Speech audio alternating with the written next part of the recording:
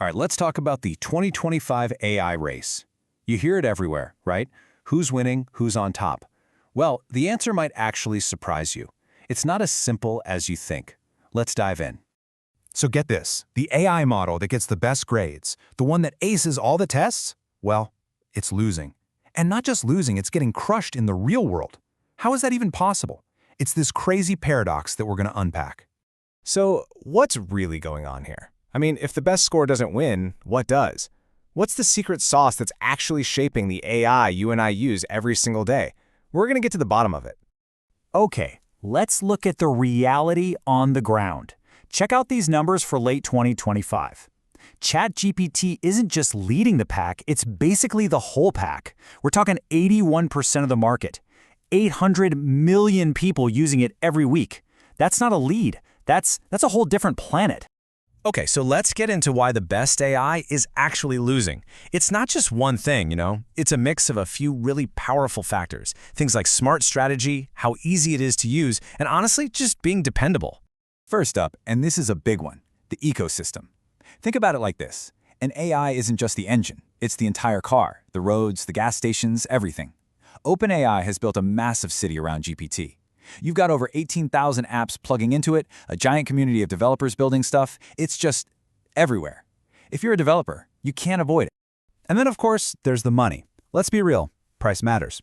For most people building things, GPT 5.2 is just way, way cheaper. We're talking 65% less for what you put in and 44% less for what you get out. Sure, Claude might make sense for some huge specific projects, but for almost everyone else, GPT's pricing makes it a total no-brainer. Okay, this next one is super important for anyone who's ever written code. It's about consistency.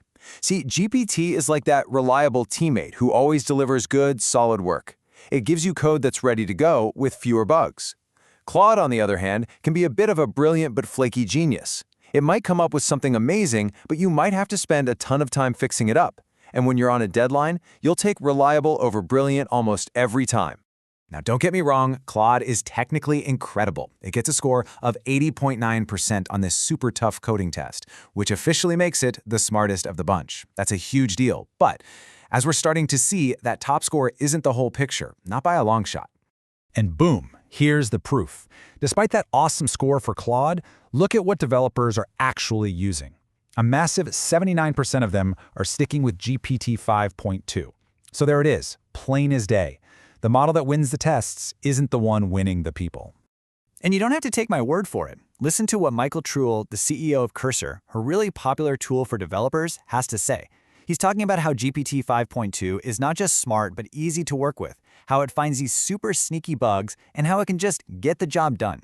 That's the kind of stuff that really matters in the real world. So, you might be thinking, okay, OpenAI is dominating. Game over, right? No way, not even close. In fact, this is where the story gets really, really good. Because all this competition, it turns out it's fantastic news for you and me. So check this out. It's called the code red effect.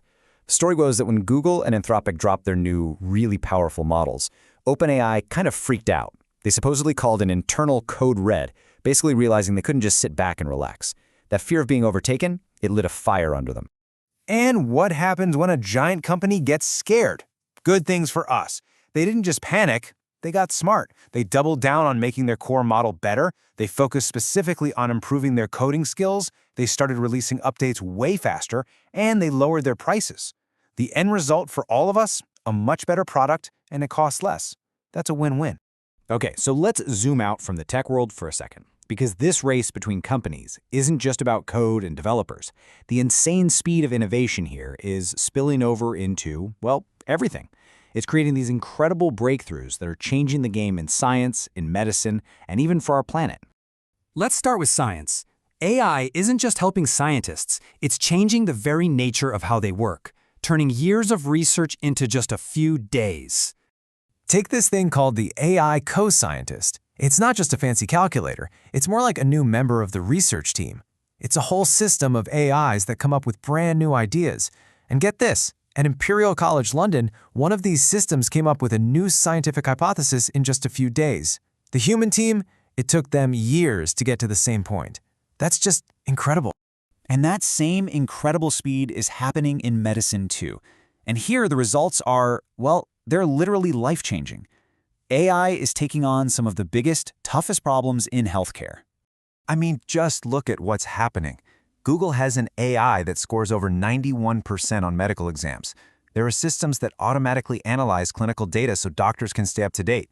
We have AI that can find hard-to-spot heart disease from a simple 10-second EKG.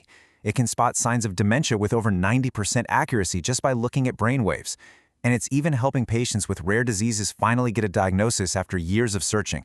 Every single one of these is a massive leap forward. It's not just about human health either. This same tech is now being aimed at protecting the health of our planet. We're talking about AI on a planetary scale. Google's got models that give us a whole new understanding of the Earth itself. There's a new satellite system that uses AI to spot tiny wildfires like the size of a classroom all the way from space. And now, AI-powered forecasting for floods and cyclones is helping protect more than 2 billion people around the world. It's incredible. Okay, so let's circle all the way back. After seeing how the market works, the company strategies, and these just mind-blowing real-world impacts, who's really winning this AI race? Well, if you're a developer, the answer is, it depends on what you're doing. It's like having a toolbox. You'd pick GPT for speed and reliability. You'd grab Claude when you need to think really big and design a complex system. And if you're digging through a gigantic mountain of code, Gemini is your go-to. It's about using the right tool for the right job. But here's the real punchline. The true winner of this whole race? It isn't OpenAI. It's not Google or Anthropic. It's us, all of us. This fierce, intense competition is the engine that's pushing everything forward. It's making these tools better, cheaper, and creating these incredible breakthroughs that are helping everybody. Ultimately, this isn't just a race between machines. It's a race to amplify what humans can do. AI is becoming this incredible partner for our own creativity and intelligence. So the real question isn't who's going to win the next test. The real question is, with these amazing new tools, what are we going to build next?